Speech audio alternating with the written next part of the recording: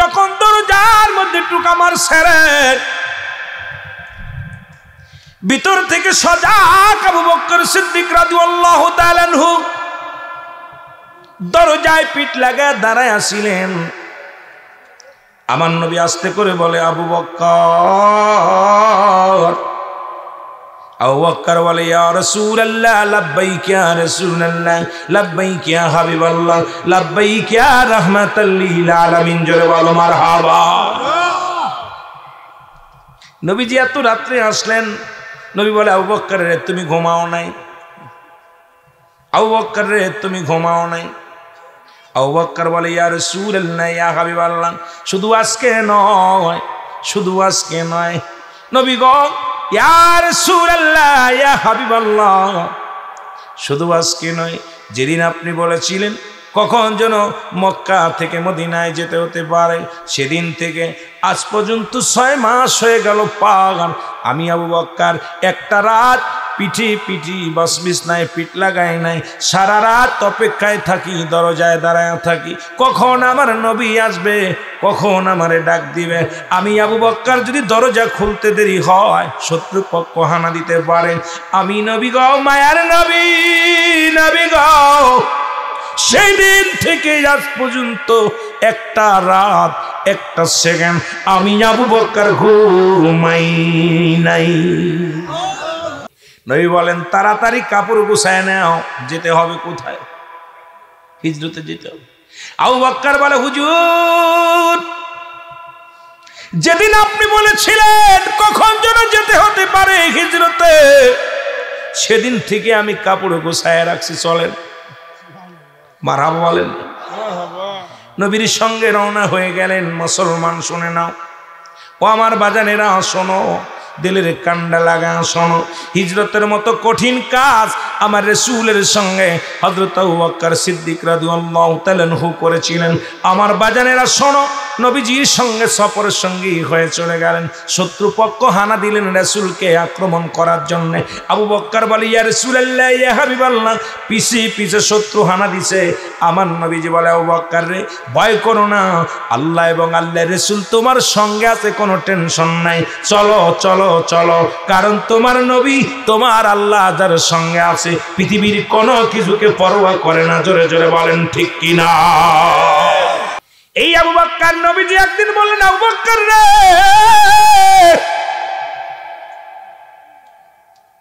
আমার নবীজি মসজিদ বানানোর জন্য, মুসলমানদের কল্যাণের জন্য নবীজি চাইলেন তোমরা যে যা পারো খেদমত দাও, মসজিদ বানাতে হবে ইসলামের জন্য, অসহায় সাহাবীদের জন্য, সহযোগিতার জন্য তোমরা সহযোগিতা করো।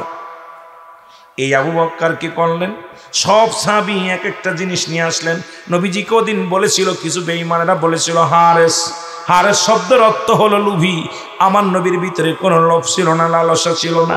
সাহাবীরা আমার নবী যখন কাঁদতেছিলেন চোখের পানি ছেড়ে, আমার আল্লাহ বলে, হাবিব আপনি কান্দেন কেন? বলে, আল্লাহ গো, আমাকে ওরা হারেস বলে। হারেস শব্দের অর্থ হলো লোভী। আমার নবী বল, আমার আল্লাহ বলে, হাবিব ওদেরকে আপনি জানিয়ে দেন আপনার ভিতরে কোনো দুনিয়ার লোভ নাই, বাড়ির লোভ নাই, নারীর লোভ নাই, এই দুনিয়ার মধ্যে কোনো লোভ নাই, কারণ আপনার ভিতরে একটা লোভ আছে, সেটা হলো কোনভাবে বাঁচাইয়া আপনার উম্মতের নাজাত দেওয়া যায়। জোরে জোরে বলেন মারহাবা। এ মুসলমান শোনো, কত ভালোবাসত আমার নবী রে। এক এক সাহাবী এক একটা জিনিস নিয়ে আসলেন, এক একজন এক একটা নিয়ে আসলেন। নবী বলে, তুমি কি আনছো? তুমি কি রেখে আসছো? বলে, হুজুর এটা আনছি, এটা রেখে আসছি। আর এক সাহাবী বলে, হুজুর এটা আনছি, এটা রেখে আসছি। আর এক সাহাবী বলে, এটা আনছি, এটা রেখে আসছি। আমার বাবারা শুনে নাও, আমার নবী বলে, আবু বকর রে তুমি কি আনছো? বলে, হুজুর ঘরের ভিতরে যা ছিল সবই আপনার কদমের মধ্যে হাজির করেছি। নবী বলে, আবু বকর তুমি ঘরে কি রেখে আসছো? আবু বকর বলে, ইয়া রাসূলুল্লাহ, ইয়া হাবিবাল্লাহ, আমার ঘরের মধ্যে আল্লাহ এবং আল্লাহর রাসূলকে রেখে আসি। জোরে বলা যাবে না মারহাবা।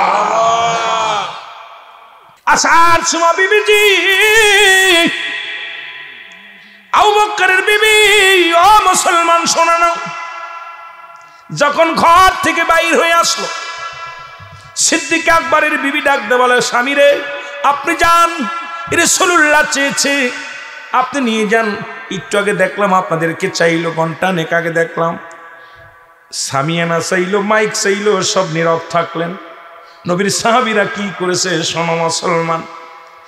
আবু বকরের বিবি বলে, স্বামী আপনি যান আল্লাহর নবীর কদমের মধ্যে, আমার যদি বলে তোমার বিবি কি দিছে, কি দিব, আমার তো কিছু দেওয়ার নাই। উনি কি পড়লেন, খেজুরের পাতার একখানা মাদুরি, ও মুসলমান একখানা পাটি, সিরা পাটি গায়ে পণ্যের মধ্যে লাগাইলেন, নিজের কাপড়খানা খুলে দিয়া বলে, আল্লাহর নবীর কদমের মধ্যে আপনি যান, আমার নবীর কদমের মধ্যে আমার তরফ থেকে এই হাদিয়াটা রাসূলের দরবারে পৌঁছায়া দিবেন, আমার রাসূল যেন আমার উপরে রাজি থাকে, খুশি থাকে। কি করলেন, আবু বকরের বিবি তার পণ্যের কাপড়টা পর্যন্ত খুলে দিলেন, আমার নবীর হাতের মধ্যে দিয়া বলে, হুজুর।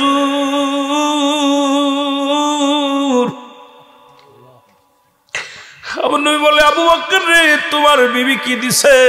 বলে, হুজুর এই লান আমার বিবি দিয়া দিছে। পৃথিবীর মধ্যে তারা চিন্তা করে নাই কখনো রে,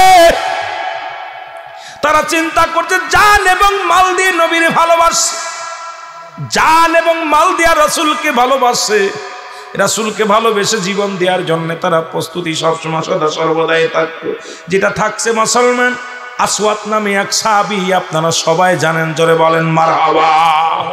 এ মুসলমান গভীর মনোযোগ, আল্লাহ তাআলা দয়া করে মায়া করে রিয়াজুল জান্নাত বেহেশতের বাগানে আসার মতো বসার মতো সুযোগ দান করল। এ সময় কত মানুষ জেলখানায়, কত মানুষ হাসপাতালে, কত মানুষ মৃত্যু শয্যায় সজ্জিত। আমার আল্লাহ তাআলা হাসপাতালে নেন নাই, জেলখানায় নেন নাই, মেলার মাঠে নেন নাই, বিছনায় ঘুমায় নাই, এখনো লেপের মধ্যে কেউ যান নাই, কম্বলের মধ্যে কেউ যান নাই। রিয়াজুল জান্নাত বেহেশতের বাগানে বসার মতো সুযোগ, আসার মতো সুযোগ দান করলেন। আল্লাহর দরবারে উচ্চ কণ্ঠে আওয়াজ দিয়ে চিল্লায় বলেন আলহামদুলিল্লাহ। রহমতের নবী রাহমাতুল লিল আলামিন বললেন, সাহাবীরা রে তোমরা কেউ কি, ও সাহাবীরা শোনো, আমি নবী ঘোষণা করে দিলাম, তোমরা একটি কাজ করলে আমি নবী ওয়াদা করলাম, আমি নবী কথা দিলাম, আমি নবী তোমাদের হাত ধরে জান্নাতে নিয়ে যাব। জোরে জোরে চিল্লায় বলেন মারহাবা, আর একটু জোরে জোরে বলেন মারহাবা। সাহাবীরা বলেন, ইয়া রাসূলুল্লাহ, ইয়া হাবিবাল্লাহ, এমন কি কাজ যে কাজ করলে আপনার সঙ্গে জান্নাতে যাওয়া লাগবে, জান্নাতে যেতে পারবো। এখন আমি আপনাদের কাছে জানতে চাই, কে কে রাসূলুল্লাহর সঙ্গে জান্নাতে যেতে চান? একটু হাত দুখানা তুলে দেখান, জোরে জোরে বলেন আল্লাহু আকবার। নারায়ে তাকবীর, নারায়ে রিসালাত, নারায়ে গাউসিয়া। জোরে জোরে চিল্লায় আর একটু জোরে জোরে বলেন আল্লাহু আকবার। আল্লাহর নবী ডাক দিয়ে বলে, সাহাবীরা রে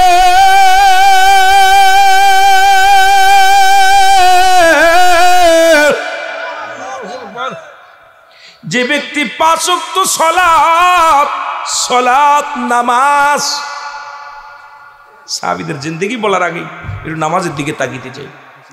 যে ব্যক্তি 5 ওয়াক্ত সালাত নামাজ সময় মতো যুক্তি মতো আদায় করতে পারবে, ওই ব্যক্তি আমি নবী পদাবদ্ধ করলাম, কথা দিলাম, ওই ব্যক্তিকে আমি নবী হাত ধরে জান্নাতে নিয়ে যাব। জোরে বলেন মারহাবা।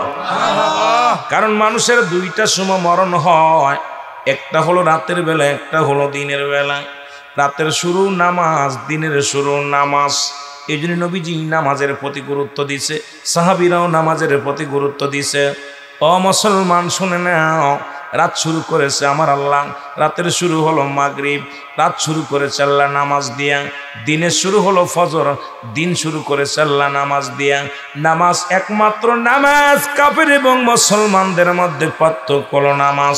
নবীর সাহাবীরা কত সুন্দর তাদের জিন্দেগিটা একটু বলে যায়, আপনাদেরকে বলে যায়, আস্তে আস্তে আলোচনার মধ্যে যায়। এ মুসলমান শোনো,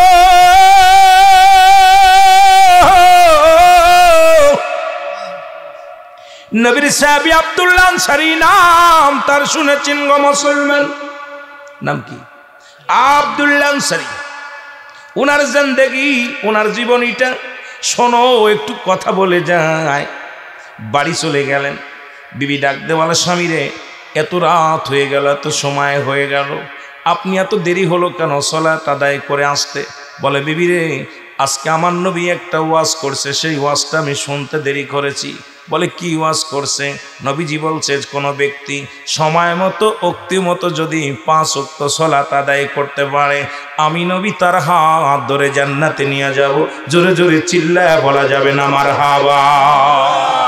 এ ভাইরা আমার, বন্ধুরা আমার, গভীর মনোযোগ। আল্লাহর নবীজি সালাত আদায় করেন, একদিন নয়, দুদিন নয়, 3 দিন নবী দেখে আব্দুল্লাহ আনসারীকে দেখতে পায় না। নামাজে আসে ঠিকই, কিন্তু সালাম ফিরা আর সাহাবীর নজরে পড়ে না। নবী বললেন, আমার সাহাবীরা রে, আমার আব্দুল্লাহ আনসারী আজ 3টা দিন আমি তার নজরে দেখি না। সালাম ফিরানো পর আসসালামু আলাইকুম ওয়া রাহমাতুল্লাহ, আসসালামু আলাইকুম ওয়া রাহমাতুল্লাহ। ডান দিক থেকে বাম দিকে সালাম ফিরাইয়া আমি নবী ঘুরে বসতে যেটুক দেরি, আমার সাহাবীরে আমার নজরে পড়ে না। কোথায় যায় তোমরা বলতে পারোনি? সাহাবীরা বলে, হুজুর আপনার আব্দুল্লাহ আনসারী ও মায়ার নবী হয়তো দুনিয়ার প্রেমে পড়েছে। আমার নবী বলে, না আমি নিজে যাব, দেখতে যাব। নবীজি চলে গেলেন আনসারী বাড়ি, সালাম দে, আসসালামু আলাইকুম ইয়া আহলাল বাইত, আসসালামু আলাইকুম ইয়া আহলাল বাইত। একবার নয়, দুবার নয়, 3বার সালাম দিলেন নবীজি। কোনো সালামের জবাব আসলেন না। আল্লাহর নবী মনে একটু কষ্ট পেয়ে ফিরে চলে আসলেন। পিছন থেকে সাহাবী সালামের উত্তর দেয়, ওয়ালাইকুম আসসালাম ইয়া রাসূলুল্লাহ, ওয়ালাইকুম আসসালাম ইয়া হাবিবাল্লাহ, ওয়ালাইকুম আসসালাম ইয়া রাহমাতাল লিল আলামিন। জোরে জোরে চিল্লায় বলা যাবে না মারহাবা। আল্লাহর নবী বলেন, সাহাবীরে তুমি নিশ্চিত সালাম কানে শুনেছিলে, উত্তর দাও নাই। তুমি যদি সালাম কানে না শুনবে, তবে আমি 3বার সালাম দিয়েছি, তুমি 3বারই উত্তর দিলা। ও সাহাবী তুমি কেন সালামের জবাব দিলে না? সাহাবী বলে, ইয়া রাসূলুল্লাহ ইয়া হাবিবাল্লাহ, আমি কেন সালামের জবাব দিই না এটার আমি আপনার উত্তর দিতে পারবো না। যদি দয়া করে আপনি আমার বাড়িতে যাইতেন, আমি বলতে পারতাম কেন আপনার সালামের জবাব দিই নাই। আমার নবী বলে, সাহাবীরে চলো যাই। নবীজি রওনা হয়ে গেলেন, সাহাবীও রওনা হয়ে গেলেন। ঘরের দরজা খুলে দিলেন। দরজা খুলে দেওয়া পর নবীজি দেখতে পাইলেন ঘরের ভিতরে বিশাল একটা গর্ত খোঁড়া। আল্লাহর নবী বলেন, সাহাবীরে কেন এত বড় গর্ত খোঁড়া তোমার ঘরের মধ্যে? সাহাবীদের বিবিগণ আর আমাদের বিবিগণ, আমাদের বিবি টাকা চায় বাড়ি বানানোর জন্যে, আমাদের বিবি টাকা চায়, কালার টিভি চায়, ভালো মোবাইল চায়, ভালো খাবার চায়, স্বর্ণ অলঙ্কার চায়। আর সাহাবীদের বিবিরা চায় আল্লাহর নবীর সঙ্গে জান্নাতে যেতে। আল্লাহর নবী একটা চিৎকার মেরে বলে, সাহাবীরা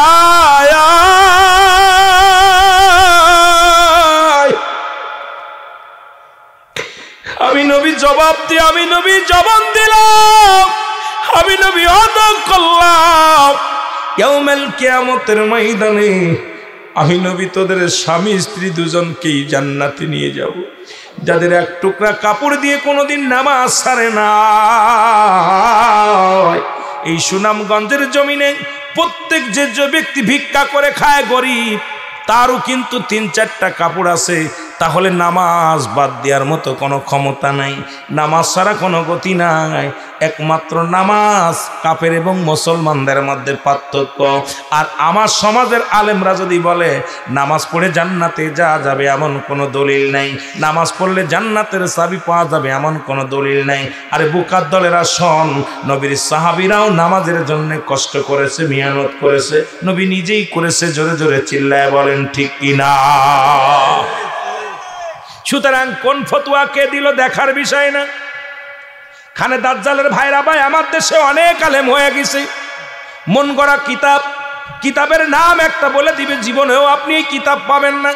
কারণ তাদের কিতাব কয় মিশর থেকে আনছি, জর্ডান থেকে আনছি, পৃথিবীর এমন প্রান্তের নাম বলবে, এমন কিতাবের নাম বলবে যা জীবনের নাম শোনেন নাই, যা কোনোদিন এই কিতাবের নাম শোনেন নাই। আপনারা চিন্তা করতে পারেন হয়তো লক্ষ টাকা দিয়ে কিতাব আনছে। এই বানোয়াট কাজ্জাবের দলেরা কোনো কিতাব আনে নাই, ঘরের মধ্যে লাইব্রেরি সাজাইয়া কিছু কিতাব সাজায় রাখছে, কিছু কিতাব আদি কিছু রেখছে, রাখা পর এটার বারে বারে পিক্সেল লাগাইয়া পিছে লাগাইয়া সামনে দিয়া ছবি দেয়, আর এমন এমন ফতোয়া দেয় জাতি যাতে শেষ হয়ে যায়, সমাজ যাতে নষ্ট হয়ে যায়, জাতি যেন নোংরা হয়ে যায়, জাতি যেন গুমরাই হয়ে যায়। এটা আমরা মানার দরকার নাই। আমরা বিনা দলিলে আল্লাহকে মানি, বিনা দলিলে নামাজ মানি, বিনা দলিলে আমার নবীকে মানি, বিনা দলিলে কবরে আযাব হবে, মৃত্যুবরণ করা লাগবে, এত দলিলের আমাদের প্রয়োজন নাই। আমাদের দলিল আল্লাহর বিধান, রাসূলের সুন্নাত তরিকায় চলতে চায়। জোরে বলেন ঠিক কি না? এ দুনিয়ার মুসলমান,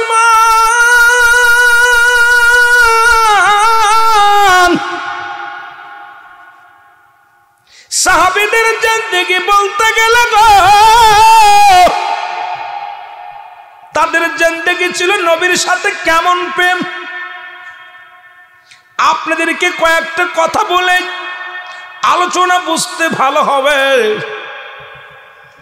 আল্লাহর নবী যুদ্ধের ময়দানে গেলেন, মাথার মধ্যে হেলমেটের মধ্যে একটা পাথর আসিয়া লাগলে রাসূলুল্লাহ সাহাবীরা কেমন সংসার করেছে, ঘর করেছে, এই কথাগুলো যদি বলতে যাই মজা লাগবে। আস্তে আস্তে আমরা আলোচনায় যাই। নবীর প্রতি ভালোবাসার কথা আগে বলে যায়, তারপরে তাদের জিন্দেগি বলবো। রে মুসলমান শুনে নাও। নবীজি জমিনের মধ্যে বেহুশ হয়ে পড়ে গেলেন। সাহাবীরা নবীজির চারিপাশে ঘিরে দাঁড়াইলেন।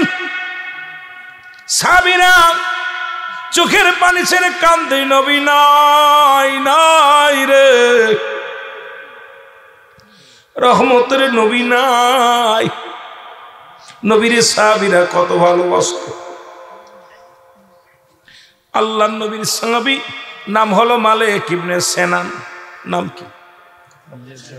জোরে বলেন নাম কি?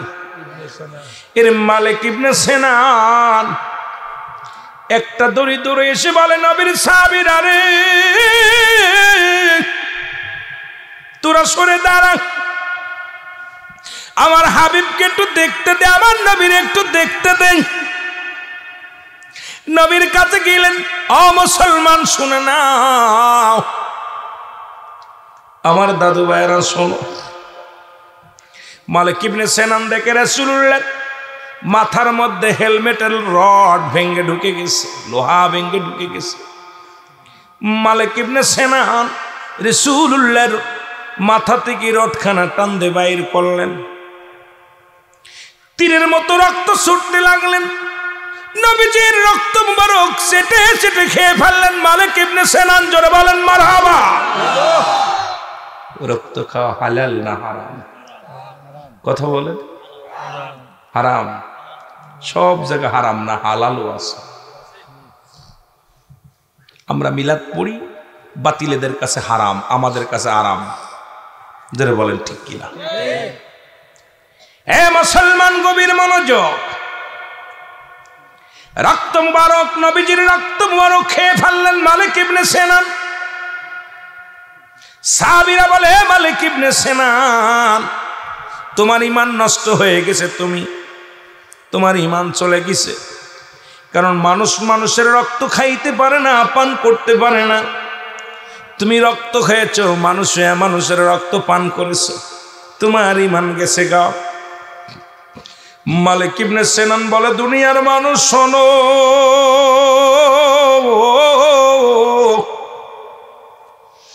পৃথিবীর সমস্ত মানুষের কাছে আমার নবীর রক্ত হারাম হইতে পারে, আমি মালিক ইবনে সিনানের কাছে 1000 বার হালাল। আল্লাহর নবী ডাক দিয়ে বলে, সাহাবীরা রে,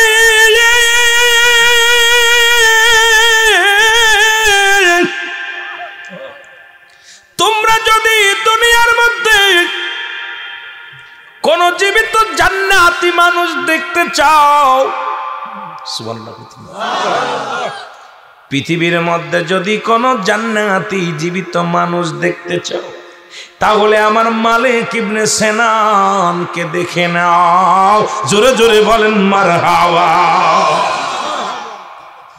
সব জায়গা লুকমা দিও না, সব জায়গা লুকমা দিয়া ভালো না, ঠিক কিনা কথা বলেন? আমার মুসলমান বাবারা শুনে নাও, নবীর সাহাবীরা এমন ভালোবাসতো আমার নবীরে। এ মুসলমান শোনো, নবী যখন ইন্তেকাল করল, নবীর প্রিয় সাহাবী হযরত আবু বকর সিদ্দিক রাদিয়াল্লাহু তাআলা আনহু উনি রাজ সিংহাসনের মধ্যে বসলেন, খেলাপথ পাইলেন। নবীজি যারে খেলাপথ দিয়ে গেলেন, মারহাবা। নবীজি বসে আছেন, নবীজি যে চেয়ারের মধ্যে বসতেন সেই চেয়ারে সাহাবীরা বসেন নাই, সেই সিঁড়ির পাশের সিঁড়ির মধ্যে বসেছেন সিদ্দিক আকবর। দূর থেকে হযরত আলী তাকায় দেখে হযরত উমর ফারুক রাদিয়াল্লাহু তাআলা চোখ দিয়ে ঝরঝর করে চোখের পানি পড়ে, চোখ দিয়ে দরদর করে পানিগুলো ঝরে। আবু বকর লক্ষ্য করলেন সব মানুষ তারে মেনে নিছে নেতা হিসেবে, কিন্তু হযরত উমরের চোখে পানি, উমরের চোখ দিয়া পানি বাইর হয়। আবু বকর ডাক দিয়ে বলে, ভাই উমর,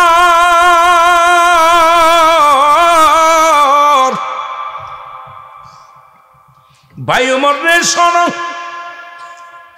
আমি খেলাপথে বসেছি, আমি এই চেয়ারের মধ্যে বসেছি, তুমি দেখছো, তুমি মনে হয় মানতে পারো নাই।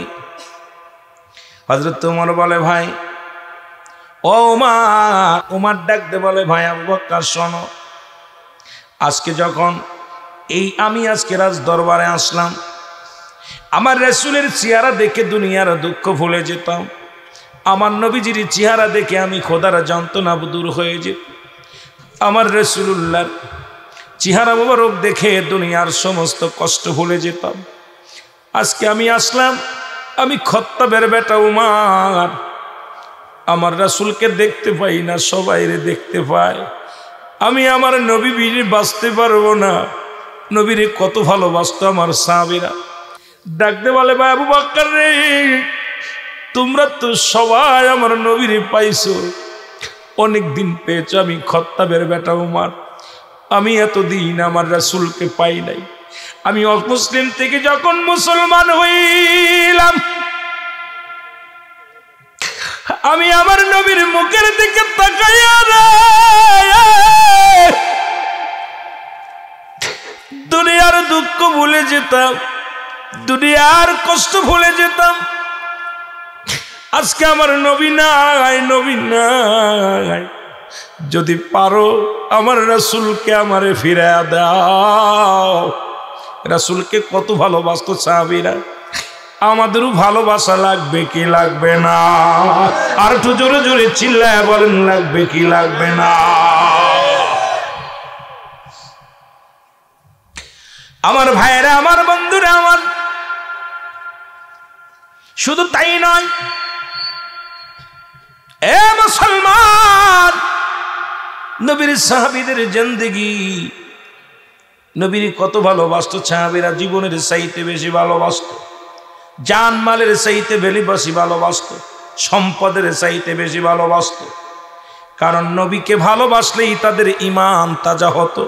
এই দুনিয়ার মধ্যে এই নবী লাগবে কবরে, নবী লাগবে মিজানে, নবী লাগবে ফুলসিরাতে, নবী লাগবে ইয়াউমাল কিয়ামতের ময়দানে। নবী বিনে কোনো বান্ধব নাই, নবী বিনে কোনো দরদি নাই। এই জন্য নবীর জন্য তাদের ভালোবাসা ছিল, প্রেম ছিল। আমাদেরও থাকার দরকার আছে কি না? কত ভালোবাসতো সাহাবীদের জিন্দেগি গো।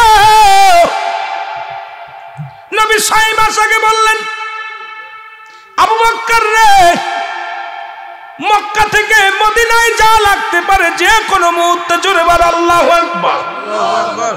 আর একটু জোরে আল্লাহু আকবার। অল্প অল্প কথাগুলো বোঝায় যায়, তারপরে আলোচনা। দিলের কান্ডা লাগা শুনবেন, লম্বা আলোচনা নয়, ছোট্ট ছোট্ট একটা বিষয়ের পরে আমি কথা বলে যাব। নবী বললেন, নবীর চাইতে 6 মাসের বড় হলো সিদ্দিক আকবর। কয় মাসের বড়? 6 মাস। একে তো হলো রাসূলুল্লাহর প্রথম সাহাবী, 2 হলো রাসূলুল্লাহর শ্বশুর মোবারক। রাসূলের শ্বশুর হলো সিদ্দিক আকবর আবু বকর সিদ্দিক রাদিয়াল্লাহু তাআলা আনহু। জোরে জোরে চিল্লায় বলেন আমিন। নবীজি বললেন, আবু বকর রে, কখন যেন মক্কা থেকে মদিনায় যাওয়া লাগতে পারে। 1 হলো অনুকূল আবহাওয়া, 2 হলো কালেমার দাওয়াতের জন্য, 3 হলো শত্রুপক্ষের হানা, 3 হলো মসলে এরকম কিছু কিছু কারণ ছিল, 4 হলো রাসূলুল্লাহ সত্যের দাওয়াত দেওয়ার জন্য। শুধু মক্কার জমিনে নয়, মদিনার বুকে রাসূল কালেমার দাওয়াত প্রচার করবে। লা ইলাহা ইল্লাল্লাহু সাল্লাল্লাহু আলাইহি ওয়াসাল্লাম। জোরে বলেন আমিন। 6 মাস আগে বলছে। হঠাৎ একদিন রাত্রে রাসূল পাক সাল্লাল্লাহু আলাইহি সাল্লাম রাসূলের দরজার মধ্যে একটা টোকা মারছে। মারহাবা বলেন না, টোকা মারছে, সরাসরি দেখছে। মারহাবা বলেন না। এদেরকে কি বলা হয়? সাহাবী বলা হয়, যাদের সঙ্গে রাসূল পাক সাল্লাল্লাহু আলাইহি ওয়াসাল্লাম চলেছেন। আর নবীজিকে আল্লাহ পাক এই দুনিয়ার মধ্যে নবী বলেছেন, হায়াতি খায়রুল লাকুম, আমার হায়াতের জিন্দেগিটা আমার উম্মতের জন্য, সকলের জন্য কল্যাণ স্বরূপ। জোরে বলেন মারহাবা। একটু জোরে চিল্লায় বলেন মারহাবা। শরিয়াত, তরিকত, হাকিকত, মারিফাত সব দিকে আমার নবী।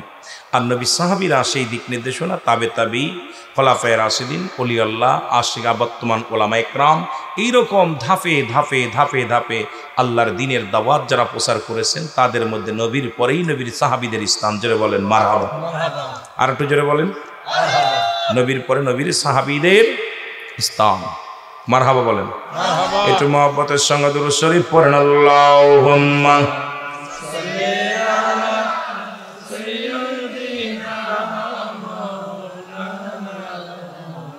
ওয়ালা আলি সাইয়্যিদিনা।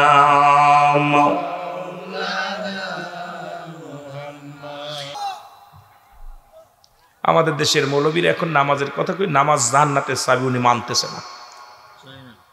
আসসালাতু মিফতাহুল জান্নাত, অস্বীকার, তাই মানি না। কে সমস্ত বেঈমান আলেম! গতকালকে দেখলাম, নাম বলতে চাই না, গীবাত করলে তবু বলতে হয়। দেখলাম আমির হামজা নামে এক বক্তা বলতেছে যে নামাজ জান্নাতের চাবি, এটা আমি মানি না। নামাজ পড়লে জান্নাতে যাবে, এটা আমি মানি না।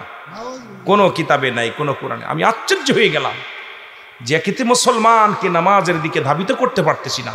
নবীজি নামাজের জন্য মেহনত করেছে, সাহাবীরা নামাজের জন্য মেহনত করেছে, ওলামা ইকরাম নামাজের জন্য মেহনত করতেছে। সেখানে যদি আমাদের মতো কিছু ওলামা ইকরাম যদি বলে নামাজ জান্নাতের চাবি না, যদি নামাজ পড়লে জান্নাতে যাওয়া যাবে না, এই কথা যদি বলে, ভাই নামাজে কি নিয়ে যাবে মানুষকে? কথা বলেন না কেন? আহা, বড় কষ্টের মধ্যে আছে কথাগুলো বলতে গেলে। আমার ভাইরা, আমার বন্ধুরা, আমার আল্লাহর নবী সাহাবী আব্দুল্লাহ আনসারী ডাক দিয়ে বলে, বিবি রে, আল্লাহর নবীজি বলছে, কোন ব্যক্তি যদি 5 ওয়াক্ত সালাত সময় মতো আদায় করতে পারে, আল্লাহর নবী তার হাত ধরে জান্নাতে নিয়ে যাবে। বিবি ডাক দিয়ে বলে, স্বামী,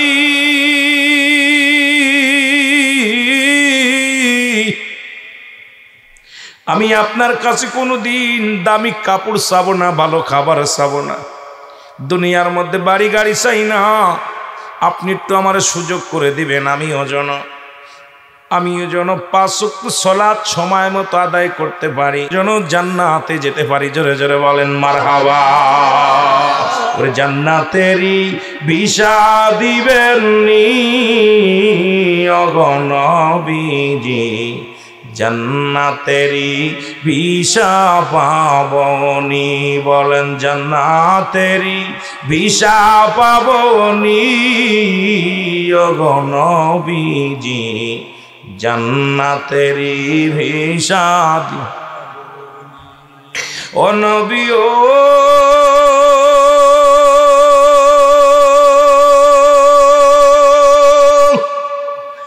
পাসপোর্ট জমা দিলাম জলসায়, যাব আমরা মদিনায়, দেখব আপনার নূর রওজা খানি। এই আশিকের বেদনা বুঝাইলে কেউ বোঝে না, বলেন এই আশিকের বেদনা বুঝাইলে কেউ বোঝে না। একবার পাইলে শরণ খানি অগণবীজি, জান্নাতেরি ভিসা দিবেন নি, বলেন জান্নাতেরি ভিসা অগণবীজি, জান্নাতেরি অনবিও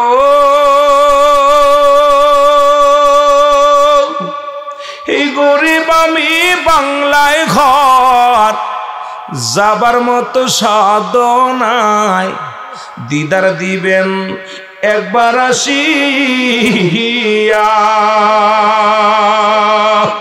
এর ঘমের ঘরে পাইলে তারে চুমিতাম কদম ধরে, বলেন ঘমের ঘরে পাইলে তারে চুমিতাম কদম ধরে। দেখা সাইগ এ আশিকান নবীজি, জান্নাতেরি ভিসা দিবেন নি, বলেন জান্নাতেরি নবীজি, জান্নাতেরি ভিসা পাবনি। আল্লাহুম্মা জোরে বাবারে, আওয়াজ গলাই নাই, জোরে দিতে হবে, জোরে আওয়াজ দিতে হবে।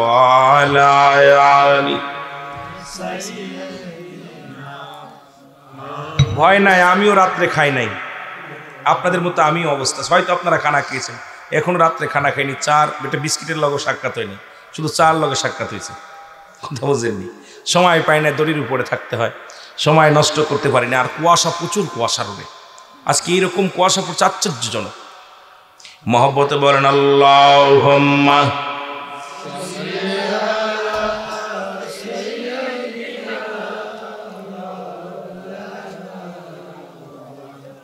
ওয়ালা আলি সাইয়্যিদিনা।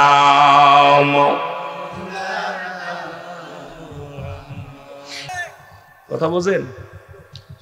দেখলাম আমারও কিছু বন্ধু আছে, কিতাব কিছু সাজায় থুইছে পিছনে, থুইয়া এমন এক কিতাবের নাম বলবে আল্লাহর কসম আপনি কিচ্ছু পাবেন না। ওই কিতাবটাও বানে এমন ভাবে বলে দিছে অমুক কিতাব, এ পাবেন কই? কবে নিয়ে আসি আমি সেই ওই মিশর থেকে নিয়ে আসি। এখন মিশর কয় ওই জায়গায় যাইতেই তো এখন আনতে গেলে 4-5 লাখ টাকা, কিতাবের নাম কয় 30 লাখ টাকা, এমন নাম বলবে এই চোর কাজ্জাফের দলেরা। কথা বুঝেননি? সাধারণ মানুষকে বিভ্রান্তি করতেছে এই বেঈমানগুলো, আর তাদের মুখে হচ্ছে যে নামাজ জান্নাতের চাবি না, এটা মানে না তারা। নামাজ পড়লে জান্নাতে যাবে এটা মানতে পারতেছে না। এই সমস্ত ধোঁকাবাজ আলেম থেকে আমাদের সতর্ক থাকার দরকার আছে কিনা? আমাদের দরকার ইমানের, আলেমের দরকার নেই। এলেম অর্জন করেছিল মাস্টার ইবলিস, সিজদা দিতে কোথাও বাদ ছিল না, ফকরগিরি করার কারণে সে অভিশপ্ত হয়ে গেছে। আমরা চাই আবু বকর হতে, আবু জেহেল না। জোরে বলেন ঠিক কিনা? আমরা হতে চাই কি? আবু বকর। জোরে বলেন মারহাবা। আর একটু জোরে বলেন আল্লাহু আকবার। একটু মহব্বতের সঙ্গে দুরূদ শরীফ পড়ুন। আল্লাহুম্মা সাল্লি আলা সাইয়্যিদিনা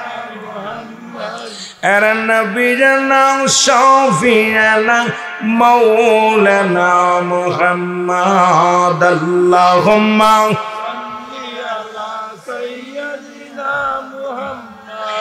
নবিয়িনা শাফি'ানা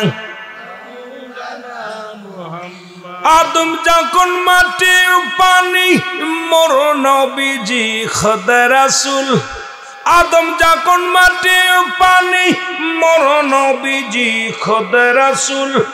তার উপরে পড়েন দুরুদ, তার উপরে পড়েন দুরুদ আল্লাহ ফেরেশতা কুল আল্লাহুম্মা সাল্লি আলা সাইয়্যিদিনা মুহাম্মদ জোরে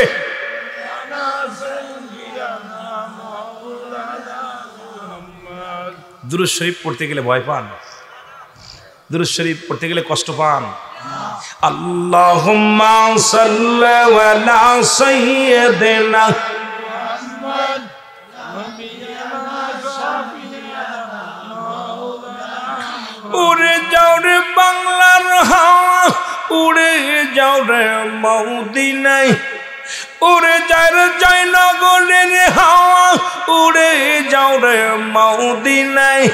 এই গোলামের সালাম খানি, এই আশাকের সালাম খানি পৌঁছাই দিও মদিনায়। আল্লাহুম্মা সাল্লি আলা সাইয়্যিদিনা মুহাম্মদ নবিয়ানা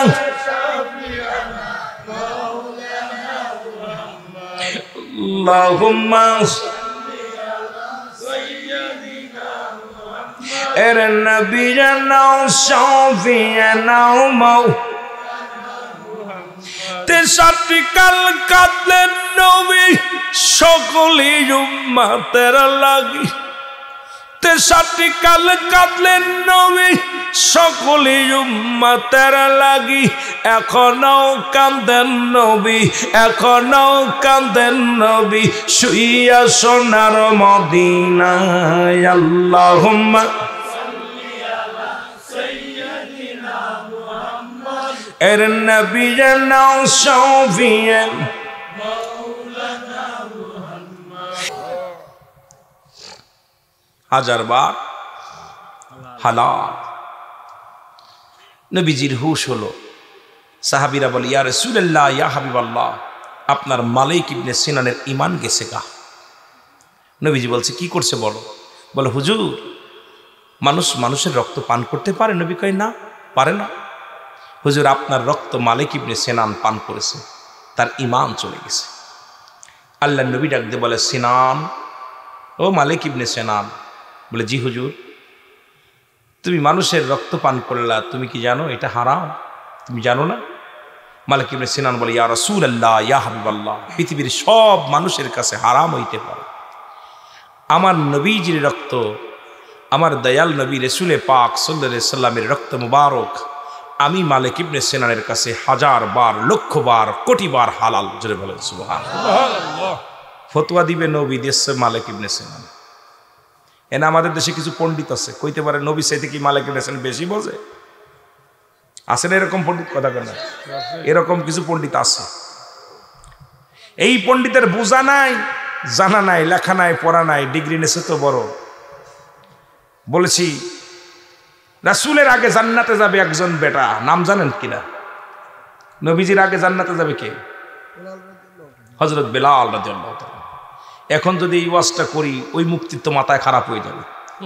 কারণ রাসূল হেঁটে যাবে না জান্নাতে, নবীজির উট মুবারকে, উটের উপরে চড়াইয়া, যানবাহনের উপরে চড়াইয়া রাসূল যাবে জান্নাতে, আর উটের লাগাম ধরে টানতে টানতে বেলাল আগে যাবে। সুবহানাল্লাহ বলেন না? সুবহানাল্লাহ। নবীর আগে জান্নাতে যাবে কে? বেলাল। বেলাল। এখন ওই পিসকি মৌলবী, ওর মাথা নষ্ট হয়ে যাইব, কইব নবীর আগে জান্নাতে যাই কেমন করে? নবী তো জান্নাতের সর্দার, তা নবীর আগে জান্নাতে যাইব, কিনা যাইব? কথা বলেন না কেন?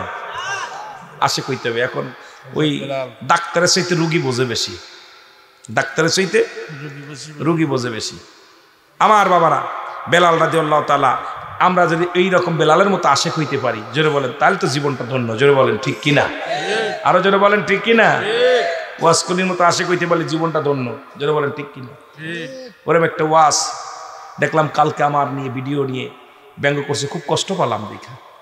ওই কাঠুরিয়ার বিবি মা ফাতেমার আগে জান্নাতে যাবে বলছে। আরে মা ফাতেমা আগে জান্নাতে যাবে, স্বামীর খেদমত ছিল, পর্দা ছিল। 2 নাম্বার, মা ফাতেমা যে জান্নাতে যাবে, সেই যানবাহন বহন করবে কাঠুরিয়ার বিবি জামিলা, তার হাতে থাকবে রশি। আরে আবেগের কাছে ইশকে মহব্বত দুইটা একই জিনিস, ব্যবহারে দুই হয়ে যায়। নবীকে যারা ভালোবাসে, কেউ মিলাদ পড়লে চোখে দিয়ে ঝরঝর করে পানি পড়ে যায়, নবীরে দাঁড়ায় সালাম দেয়, কেউ কয় শিরক বেদাত নাজায়েজ। আবার নবীর প্রেম এমন মানুষের ভিতরে, নবীর এত প্রেম আছে যে নবীর জন্য জীবনটা, হযরত ওয়াস করনি দাঁত জীবনে দেখে নাই শরিয়াতে, সমস্ত সানায় উলিয়া সানায় শুক্লা সব দাঁতগুলো ভেঙে দিছে নবীর প্রেমে পড়ে। জোরে বলেন ঠিক কিনা? আগে বলো। আবার নবীর আগে ওই সেই বিদয়ী মহিলা নবীজি যুদ্ধের ময়দান থেকে পিছিয়ে বলতেছে, আল্লাহ নবীজি যুদ্ধের কামার, তোমার ছেলে যুদ্ধের ময়দানে আহত হয়েছে, আগে বলো আমার নবী কেমন আছে। কয় তোমার ছেলে শাহাদাত বরণ করতে। আরে আমার ছেলের কথা না, আমার নবী কেমন আছে আগে বলো।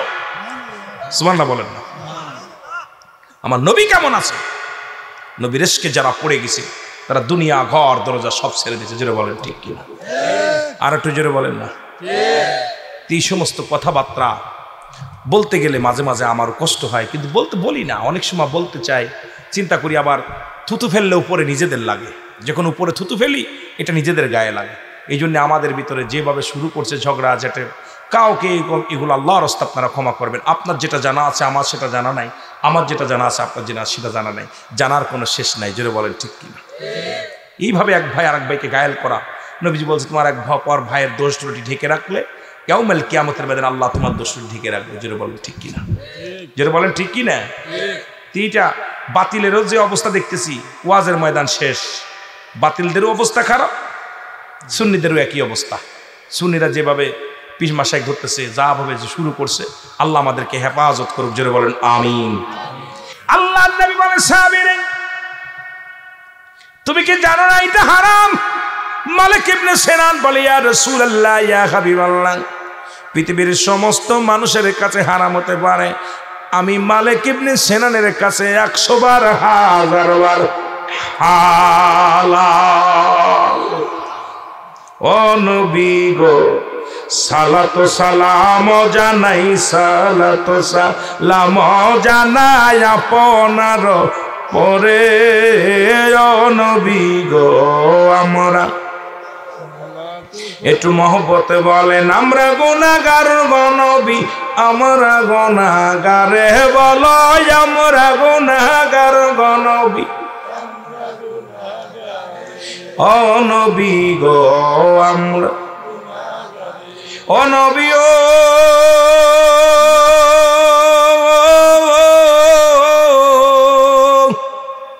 এই জয়নগর দক্ষিণ পাড়ার আশেকের দলে দুরুদ সালাম পাঠাই আপনার পরে। ও নবী গো, আমরা একটু মহব্বতে বলেন, আমরা গুনাহগার গো নবী, আমরা গুনাহগারে বলো, আমরা ও নবী গো, আমরা সালাতু সালাম জানাই, সালাতু সালাম জানাই আপনার পরে। ও নবী গো, ও নবী,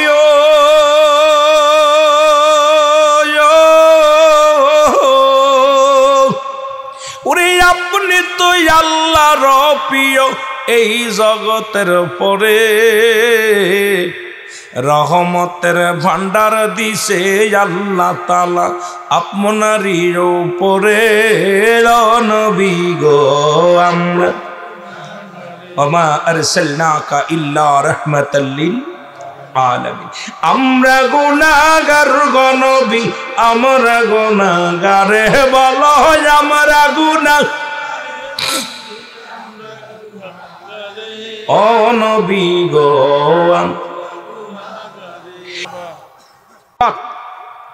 ইনু নবী সাহাবী, মারহাবা বলেন না? দেখেন তাদের জিন্দেগিটা। নবীজি বলতেছে, আসওয়াদ তুমি কি বিয়ে করতে চাও? আসওয়াদ বলে, ইয়া রাসূলুল্লাহ, আসওয়াদ শব্দের অর্থ হলো কালা। আসওয়াদ শব্দের অর্থ কি? কালা। কালা সাহাবী, সবচেয়ে কালো সাহাবী ছিল আসওয়াদ। দাঁতগুলো একদম বেকায়দা, বড় বড় দাঁত, মুখের ফেসটা খুবই, মানে সাহাবীদের, আমি কোনো দোষটি ধরতেছি না, মানে বোঝানোর জন্য বলতেছি। আবার সাহাবীদের কোনো দোষটি ধরার মতো ক্ষমতা আমার নাই, কারণ আমার একটা আকাশের তারকারাজি একটা নবী সাহাবীরা আমাদের কাছে। জোরে বলেন ঠিক কিনা? তাদের বিরোধিতা করে কথা বলার ইখতিয়ার আমার নাই, বলতে পারি না, বুঝাইতেছি। আসওয়াদ সব সাহাবীর চাইতে একটু কেমন আকৃতি, একটা দেখতে শুনতে একেবারেই কালো, দাঁতগুলো বড় বড়, চোখ দুটো বড় বড়, চুলগুলো এলোমেলো, কেন যেন একটা জঙ্গি জঙ্গি ভাব। নবীজি বলেন আসওয়াদ, বলে জি হুজুর। কয় তুমি কি বিয়া করবা? আসওয়াদ বলে হুজুর আমি বিয়ে করব, এই মক্কা মদিনার কোনো মেয়ে আমার লগে বিয়া পোষতো না। আমার যে চেহারা আর আমার যে অবস্থা, এইটা দেখা মক্কা মদিনার কোনো মেয়ে পছন্দ করবে না। একেতে বাড়ি ঘর নাই, টাকা পয়সা নাই, কিচ্ছু নাই, আপনার কদমের মধ্যে পড়ে আসি। দুই হলো আমার যে চেহারা দেখে কেউ এই মানুষই পছন্দ করে না, আমার বিয়া করবো কেনা? আমার নবী কয় আসওয়াদ রে, মক্কা মদিনার সবচেয়ে সুন্দরী মহিলা তোমার লগে বিয়ে হবে। জোরে বলেন না সুবহানাল্লাহ। একটু জোরে বলা যাবে? সবচেয়ে সুন্দরী মেয়ের সঙ্গে তোমার বিবাহ হবে। সাহাবীরাও হাসে, আসওয়াদ তো মিটমিট করে হাসে। নবী কয় কি? নবীজি একটা চিঠি লিখে দিলেন আসওয়াদকে। চিঠিটার মধ্যে লিখলেন অমুক সাহাবী আমার তোমার সুন্দরী মেয়ের সঙ্গে আমার আসওয়াদকে বিবাহ পড়ায় দিবা, ইতি রাহমাতাল লিল আলামিন। চিঠিখানা আসওয়াদ হাতের মধ্যে নিয়ে চলে গেলেন বিয়ার জন্য প্রস্তুতি হইয়া। হাতের মধ্যে চিঠি, হাঁটতে হাঁটতে দৌড়াইতে দৌড়াইতে চলে গেলেন, একদম গন্তব্যস্থানে চলে গেলেন। স্থানে যাইয়া তাকায় দেখে বড় লোক, বিশাল বড় লোক, ধনী মানুষ দাঁড়ায় আছে। দেখে মুরব্বীদের রাস্তার মধ্যে। কয় মুরব্বী এ বাড়িটা কি আপনার? কয় হ্যাঁ আমার বাড়ি। কিসের জন্য আসছো? বলে আমার রাসূলুল্লাহ পাঠাইছে। সুবহানাল্লাহ বলেন না? রাসূলুল্লাহ পাঠাইছে, ভিতরে আসো। রাসূল যেহেতু পাঠাইছে, রাসূল কইছে আমি আসছি আপনার কাছে। কিসের জন্য আসছো? বলে হুজুর আমার রাহমাতাল লিল আলামিন আমাকে একটা চিঠি লিখে দিছে। সুবহানাল্লাহ বলেন না? কয় দাও দেখি কি চিঠি লিখছে। চিঠিখানা হাতের মধ্যে নিয়ে সুন্দরী মহিলার বাবা পড়ে, এ আমার সাহাবী, আমার প্রিয় সাহাবী, তোমার কাছে পাঠিয়ে দিলাম, তোমার সুন্দরী মেয়েটাকে আমার আসওয়াদের সঙ্গে বিবাহ পড়ায় দিবা, ইতি রাহমাতাল লিল আলামিন। মারহাবা বলেন। চিঠি পইরা ছেলের মুহিদ্দিক তাকায়, কাম সারছে। এই ছেলে তাকায় বারবার। কয় বাবা কে ছেলে? কা আমি। সুবহানাল্লাহ বলেন না? কে? আমি। কয় বাবা তোমার তো আমারই পছন্দ না, আমার এই সুন্দরী মেয়ের লগে কেমনে বিয়ে দিবে? তা আমার একটু ভাবার সময় দাও, কিছুদিন ভেবে আমার মেয়ের সঙ্গে যোগাযোগ করে দেখি, মেয়ে যদি রাজি হয় তারপরে দেখা যাবে। মেয়ে যদি রাজি হয় তাহলে দেখা যাবে বিবেচনা করে। তা আমি আগে কথা দিতে পারতেছি না। তা বলতেছে তুমি যাও, আমি দেখবো পরামর্শ করে। কয় আমার চিঠিটা ফেরত দেন। তাহলে ওই মেয়েদের নাই চিঠি দেন, কথা বোঝেন নাই? তা করছে যাও, এই নাও চিঠি নাও। চিঠিটা হাতের মধ্যে নিয়ে আসওয়াদ চোখের দুটি পানি ছেড়ে দিয়েছে। আল্লাহর নবী গো, আমি জানি যে আমার মতো কালা, আমার মতো আসওয়াদের সঙ্গে কেউ মেয়ে দিবে না। নবী গো আমার কপালে কোনো বিয়ে হবে না। নবী চোখের পানি ছেড়ে কাঁদতেছে, আমার কপালে বিয়ে নাই। কয়ে কাঁদতে কাঁদতে ফিরে চলে আসতেছে।